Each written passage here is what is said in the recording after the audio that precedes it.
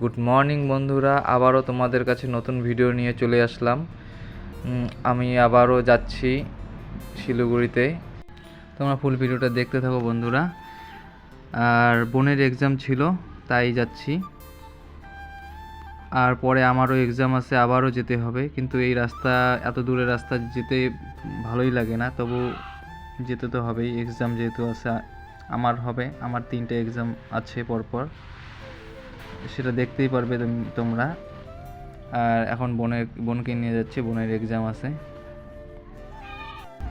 আমার এমনি সর্দি লাগছে, একটু শরীরটা ভালো না, তবুও যাচ্ছি। আর এখান থেকে আসার পর আমার শরীরটা খুব খারাপ হয়ে যায়। আর এখানে ঘোষকাডাঙ্গা হাই রোডের মধ্যে কিছুক্ষণ দাঁড়িয়েছিলাম গাড়ির জন্য।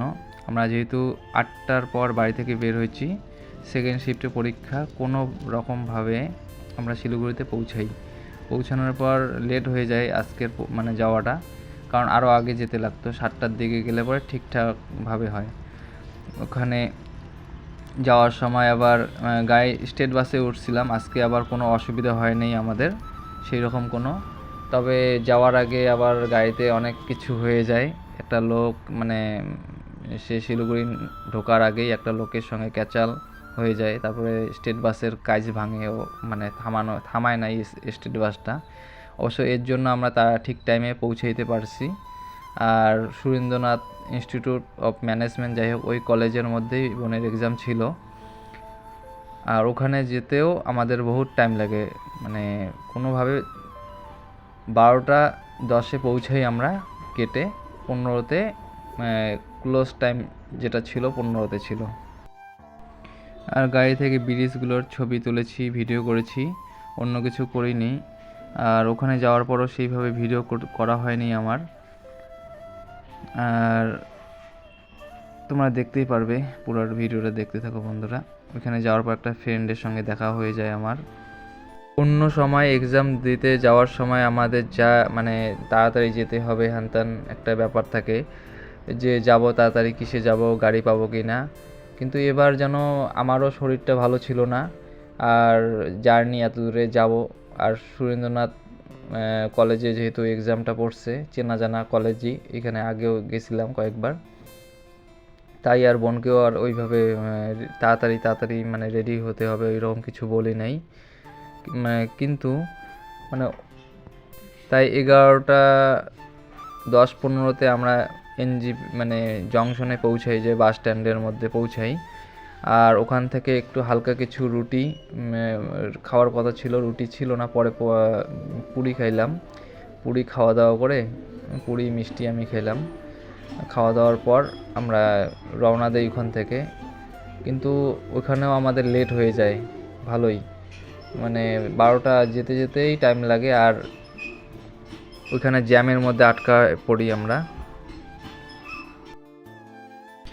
দার্জিলিং মোড়ের ওইখানে জ্যামটা যেটা পড়ে, প্রচুর জ্যাম, ভালোই অনেকটা টাইম লাগে। ওখানেই 10 মিনিটের মতো চলে গেছে আমাদের, না হলে হয়তো আরও তাড়াতাড়ি পৌঁছাতে পারতাম, ভাবিই নেই। বন্ধুরা, এখন আমার একটা বন্ধুর সঙ্গে দেখা হলো, তা আমরা এখানে বসলাম। আর বোন তো এক্সাম দিতে ঢুকলো, আর বন্ধুর পরীক্ষা আছে 3rd শিফটে। আর এটা আমার আইটি এর বন্ধু। যাই হোক,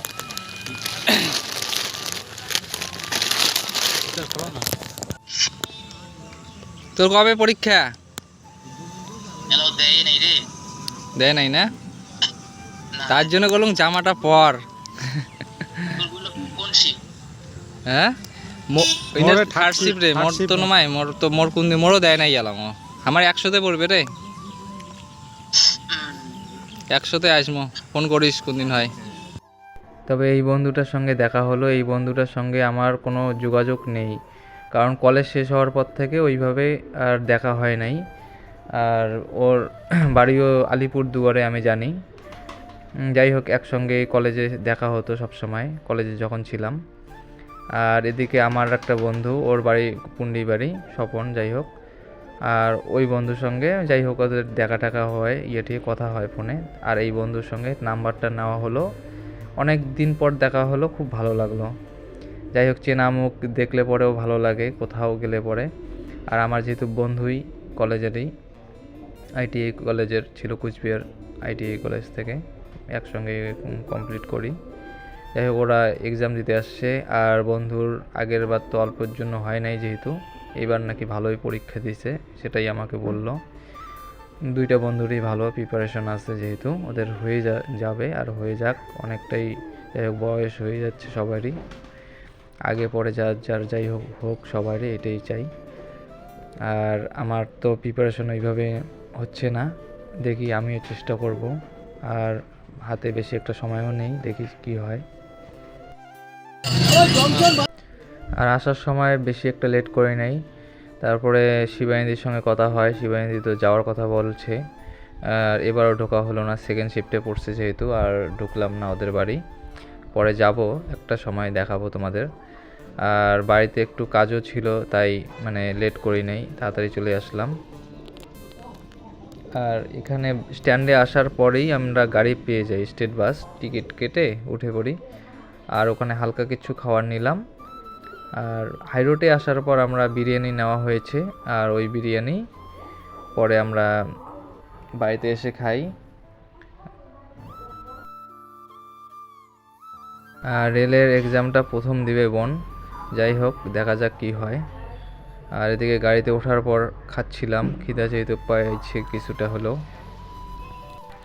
বাড়িতে আসার পর ফ্রেশ হওয়ার পর আমি একটু শুই, আর আমি পরে খাই, আর বোন খেয়ে নিয়েছে আগে, আর মা তো রান্না করাই ছিল, তবু মা আর বাবার জন্য একটা, দুজনের জন্য নিয়ে আসি, আর 3টা আনা হয়েছে বিরিয়ানি, আমি আর একটা, বোন একটা আলাদা খাই। আর আমার এখান থেকে আবার রাখিয়ে দিছি, এতগুলো খাইতে পারবো না, সারাদিন যেহেতু খাওয়া হয় না এইভাবে, অন্য কিছু খাইছি, তবে ভাত মানে সকালে খেয়ে যায়নি, ভাত টাত কিছুই অত সকালবেলা।